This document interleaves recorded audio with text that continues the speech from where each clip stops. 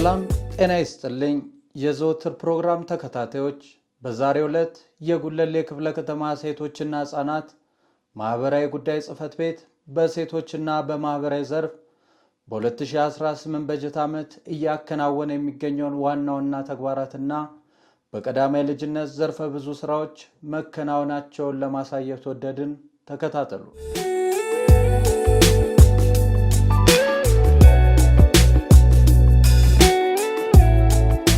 የጉለሌ ክፍለ ከተማ ሴቶች ህጻናትና ማህበራዊ ጉዳይ ጽህፈት ቤት ኃላፊ ወይዘሮ ኢየሩሳሌም በትሩ እንደገለጹት ተቋሙ በሴቶች ዘርፍና በማህበራዊ ዘርፍ ሰፊ ስራዎች የተሰሩ ሲሆን በተለይም የሴቶችን ተጠቃሚነት ለማረጋገጥ በትውልድ ግንባታ በቀዳማይ ልጅነት ላይ የተለያዩ አሰራሮችና የልጆች ማቆያ በመገንባትና በመጠቀም ሴቶች እንደየደረጃቸው የተሻለ ገቢ እንዲያገኙ በማድረግና ስራቸውን እንደሰሩ የተከናወኑ ተግባራትን እንደሚከተለው ገልጸዋል። አብረን እንከታተል። በጽህፈት ቤታችን በርካታ ተግባራት ይከናወናሉ። በዋነኝነት ሁለት ዘርፎች አሉ። የሴቶች ዘርፍ እና የማህበራዊ ዘርፍ ናቸው። ሴቶች ተጠቃሚነት ላይ መስራት ላይ በተለይ ግንዛቤ ላይ በጣም ሲሪየስ ችግር ያለው ግንዛቤ ላይ ስለሆነ አመለካከት የመቀየር ስራ መሰረታዊ አድርገን የምንሰራው ነው። ምክንያቱም በጣም በርካታ ሴቶቻችን ከቤት መቤት ሆነው በጣም በዝቅተኛ ኢኮኖሚ ላይ ሆነው ያሉ ናቸው። ቤተሰባቸውን ማስተዳደር የማይችሉ ናቸው እና እሱን አመለካከት እየቀየርን ወደ ስራ እንዲገቡ የተሻለ ገቢ እንዲያገኙ ለራሳቸውም ለቤተሰባቸውም እንዲተርፉ የማድረግ ስራ እንሰራለን። የህፃናት ላይ የምንሰራው ሌላው ስራ ነው። ከህፃናት አንጻር የቀዳማይ ልጅነት ስራ ተብሎ የሚወሰደው በጣም ሰፊ በተለይ ደግሞ በክብርት ከንቲባችን ኢኒሼቲቭ ባለፉት 3 እና 4 አመታት በጣም በርካታ ስራዎች እየተሰሩ ያሉበት ሁኔታ ነው ያለውና ከዚህ አንፃር አንደኛው ህፃናት ድጋፍ እንዲያገኙ የአልሚ ምግብ እናቶች ጤናማ ልጅ እንዲያረግዙ ጤናማ ልጅ እንዲወልዱ በጣም ችግረኛ የሆኑ እናቶች ተለይተው የአልሚ ምግብ ድጋፍ የሚደረግበት ሁኔታ ነው ያለው። ይሄ እስከ 3 አመት ይቀጥላል። እንደ ክፍለ ከተማ ብቻ ከ46 ሚሊዮን ብር በላይ በጀት ተይዞ እየተሰራ ያለበት ሁኔታ ነው ያለው። ይሄ እስከ 3 አመት ድረስ ይሄ ድጋፍ ይቀጥላል። ከዛ በኋላ ደግሞ ልጆቹ ወደ ትምህርት ቤት ወይም ደግሞ ወደ ዴኬር እንዲገቡ የተመቻቸበት ሁኔታ ነው ያለው ማለት ነው። ትምህርት ቤት ከመግባታቸው በፊት ያው ዴኬር ይውላሉ። ይሄን ደግሞ የዴኬር አገልግሎት ደግሞ የምንሰጠው ከ6 ወር ጀምሮ ነው። እሱንም ጭምር ያው በመንግስት በጀት በተለይ የዴኬር አገልግሎቶች በጣም በርካታ ናቸው። ከ4 አይነት በላይ የዴኬር ሰርቪስ ሞዳሊቲዎች ተብለው የሚጠሩ አሉ። ለመንግስት ሰራተኞች የመንግስት ስራ ቦታ ላይ የተደራጁ ዴኬሮች ናቸው። አሁን ያው እንደምታያቸው በጣም ዘመናዊ በጣም የተሟላ ግብአት ያለው ምቹ ዴኬሮች ነው ያለው በክፍለ ከተማም በወረዳዎቻችንም። ስለዚህ የመንግስት ሰራተኞች ስራቸውን ሳይሳቀቁ በአግባቡ እንዲሰሩ ያግዛል ማለት ነው እሱ። ከዛ ውጪ ሌላኛው በጣም ለድሃ ሴቶች ተብሎ ሙሉ ወጪ በመንግስት በጀት የሚሸፈን የፐብሊክ ዴኬር የሚባለው ነው። እሱን ያው እንደ ክፍለ ከተማችን 2 ወረዳዎች ላይ ገንብተን አገልግሎት ያስጀመርንበት ሁኔታ ነው በዚህ አመት ያለው። እነዚህ ፐብሊክ ዴኬሮች ከሁሉም በተለየ ሁኔታ ከግንባታቸው ጀምሮ አገልግሎት እስከሚሰጡበት ጊዜ ድረስ ሁሉም ነገር በመንግስት ወጪ በመንግስት ፋይናንስ የሚደረጉ ናቸው ማለት ነው። ያው ወላጆች ልጆቻቸውን አምጥተው አስረክበው መሄድ ብቻ ነው። ይሄ ለምን ያግዛል? ያው እዚህ የሚገቡት በጣም ዝቅተኛ የኑሮ ደረጃ ላይ ያሉ እናቶች ሴቶች ተመልምለው ነው ተመርጠው ነው በአግባቡ ቼክ ተደርጎ ነው የሚገቡት። ምክንያቱም ሰርተው ራሳቸውን እንዲቀይሩ ለማገዝ ከዛ ደግሞ ልጆቻቸውም ጤናማ ሆነው እንዲያድጉ በእንክብካቤ እንዲያድጉ ምግባቸውና ሁሉም ነገር ወጪያቸው እዛው በዴኬሩ የተሟላ ነው ማለት ነው። ሌላኛው የእናቶች የቀን ማቆያ ነው ዴይ ማዘር የምንለው ማለት ነው። ይሄም ያው በግል የዴኬር ወይም የህፃናት ማቆያ አገልግሎት ከሚሰጡ ተቋማት የሚለየው ምንድነው? በጣም በዝቅተኛ ክፍያ ግብር ለተወሰኑ አመታት ግብር ሳይከፍሉ እኛ አገልግሎቱን መስጠት ይችላሉ የሚለውን ቼክ አድርገን ፍቃድ እንዲያገኙ የምናደርግበትና የስራ እድልም ጭምር የሚፈጠርበት የዴኬር አገልግሎት አይነት ነው። የግል ተቋማት ያው ምን ያህል እንደሚያስከፍሉ ይታወቃል። እነሱ ጋር ደግሞ ከ1000 እስከ 1500 ብር በሚደርስ አነስተኛ ክፍያ ያው እናቶች ልጆቻቸውን እንዲያስቀምጡ የተቀመጠ አማራጭ ነው ማለት ነው። ሌላኛው የኮሚኒቲ ዴኬር የምንለው ነው። ይሄ በኮንዶሚኒየሞች ላይ እንደዚህ በጋራ መኖሪያ ቤቶች ላይ እንዲሁ በትንሽ ክፍያ የፋሲሊቴሽን ስራ እዛ አካባቢ ያለው ኮሚቴ ወይም ደግሞ እዛ አካባቢ የሚያስተዳድሩ አካላት የፋሲሊቴሽን ስራ ሰርተው በዝቅተኛ ክፍያ እናቶች አገልግሎት የሚያገኙበት ሁኔታ ነው እና በሁሉም መስክ ህጻናት የተሻለ ምቹ እድገት እንዲኖራቸው እየተሰሩ ያሉ ስራዎችን የሚያመላክት ነው። ከዛ ውጪ የቀዳማይ ልጅነት ስራችን ላይ ሌላው በጣም ትኩረት ተሰጥቶት ከተማችን ላይ እየተሰራ ያለው የህፃናት መጫወቻ ቦታ ነው። የህፃናት መጫወቻ ቦታዎች ያው የከተማ ውበት ነው የግንባታ ስራዎች የሚሰሩት እና በኮሪደር ልማት አብረው እየለሙ ያሉ አሉ። እዛ ውስጥ የሚጠቀሙት ያው የኛ ህፃናት ናቸው ማለት ነው። ስለዚህ ልጆች እንደ በፊቱ የሚጫወቱበት ቦታ የሚቦርቁበት ቦታ መቸገር ቀርቷል ማለት ነው። በጣም በቅርብ ርቀት በጣም በርካታ የመጫወቻ ቦታዎች በየብሎኩ ጭምር እየተሰሩ ያሉበት ሁኔታ አለ።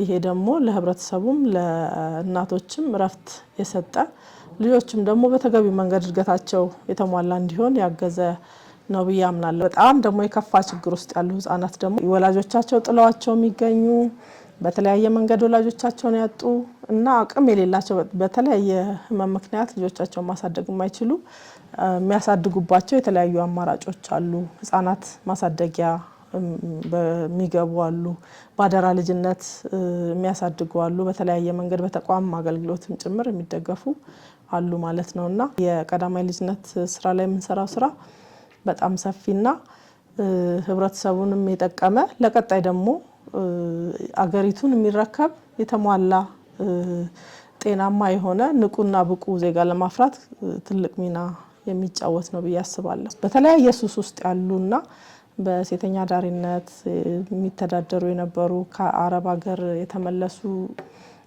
ብዙ ሱስ ውስጥ ያሉ ሴቶች የነገዋ ማዕከል ገብተው እንዲሰለጥኑ በማድረግ ረገድ የተሰራው ስራ በጣም ከፍተኛ ነው። እኛም በየጊዜው ለሶስተኛ ጊዜ ሰልጣኞች እንዲገቡ አድርገናል። ሰልጥነው ወጥተውም ስራ አሁን ዴኬሮቻችን ላይ ጭምር ሞግዚት ሆነው እየሰሩ ያሉበት ሁኔታ አለ።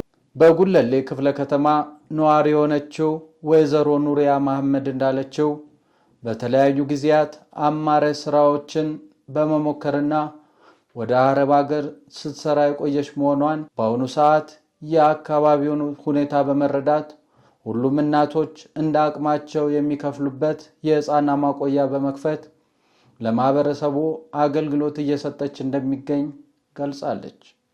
በጉለሌ ክፍለ ከተማ ነዋሪ ነኝ። ሁለተኛ በማዘር ዴይ ህፃናት ማቆያ ከፍቼ ስራ ጀምሬያለሁኝ። ይሄንንም ያደረኩት በስደት የነበርንበትን ህይወት ወደ ሀገራችን መጥተን መቀየር እንደምንችል ለህብረተሰቡ ለማሳወቅ ነው። እንደዚህ አይነት ነገር መክፈትና እናቶችን መረዳት እንደሚችሉ ከኛ ቀበሌም በወረዳውም አይተናል። ይሄንን ነገር ከዛ መተን እዚህ ያገኘነው ነገር ደስ የሚል ነገር ነው። አሁን ያሉት እኔ ጋር ወደ 31 ህጻናቶች አሉ። አብዛኛዎቹን የቤተሰብ ያላቸውን የተወሰኑ ልጆችን በነጻ ይዛለሁኝ። እንዲ ገቢያቸው ተመጣጣኝ ያልሆነ ገቢያቸው ትንሽ የሆኑትን ደግሞ እንደዚሁ የተወሰኑ ልጆችን ሰብስቤ በተመጣጣኝ ዋጋ ይዛለሁኝ። እንደዛ እያደረኩኝ እንግዲህ ህብረተሰቡን አካባቢ ያለውን ግልጋሎት በመስጠት ለኔም ተጠቃሚ ከልጆች ጋር መዋል ራሱ ለኔ ትልቅ ነው፣ ትልቅ ደስታ ነው። በሌላ በኩል በክፍለ ከተማው ፐብሊክ ዴኬር 2 የተገነባ ሲሆን በዚህም ውስጥ አገልግሎት ሰጪ የሆነችው መሰረት ታደሰ እንደተናገረችው እናቶች የተሻለ ገቢ ለማግኘት ልጆቻቸውን የሚያቆዩበትና ከምግብ ጀምሮ የህፃናቱን አጠቃላይ ወጪዎች መንግስት የሚሸፍን መሆኑን ተናግራለች። የሚገኘው ተቋም መንግስት ሙሉ ወጪ በሚሸፍነው ስር ይገኛለሁ። አሁን የሚገኘው ኪችን ውስጥ ምግብ በማዘጋጀት ነው። ጠዋት ሲመጡ ሻይ በዳቦም አለ፣ ገንፎ፣ ምሳ ላይ ደግሞ ፓስታ፣ መኮረኒ እና ሾርባ የተለያየ ምግቦች እናዘጋጃለን። ሙሉ ምግብ ወጪውን የሚሸፍነው ለመንግስት ስር ነው። መንግስት ነው ከሰኞ የተለያየ ነው። ከሰኞ እስከ ዓርብ የምናዘጋጀው ምግቦች የተለያዩ ናቸው። ልጆቹን ደስተኛ አድርገው በልተው የሚሄዱ ጥንካሬ የሚሰጣቸው አይምሯቸውን የሚያሰፋ ምግብ ነው የምንሰራው። ደንብ ነው በቃ የምንይዛቸው።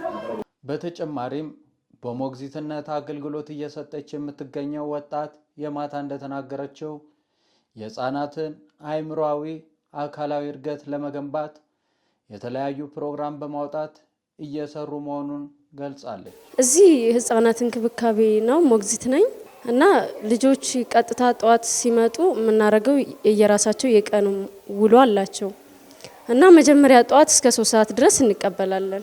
3 ሰዓት እንቀበልና እንሰበስባቸውና ስፖርት እናሰራቸዋለን። እሱን ካደረግን በኋላ 3 ተኩል ቁርስ ይበላሉ። እንደበሉ እቃቸውን ያጥባሉ። የበሉበትን ያጥባሉ። ከዛ ግማሽ እየሆንን የራሳቸው እቃ አላቸው። ወደዛ ገብተው ተግባር ይሰራሉ። 5ቱን የስሜት ህዋሳት የሚያንቀሳቅስላቸው አእምሯቸው አለ። በስፖንጅ ውሃ አእምሮ መጣጭ፣ ተረት አለ። የየራሱ የማትስ ኮርነሮች አሉ። እነሱንም ይሰራሉ። ልክ እስከ 6 ተኩል እሱን ነው የሚሰሩት። እሱን ከሰሩ በኋላ ከ6 ሰዓት እስከ 7 ተኩል ምሳ ይበላሉ። ምሳ ከበሉ በኋላ ትንሽ ዳጀስት እንዲያደርግላቸው የበሉትን እንቅስቃሴ ያደርጋሉ። እንቅስቃሴ ካደረጉ በኋላ ይተኛሉ እስከ 9 ሰዓት።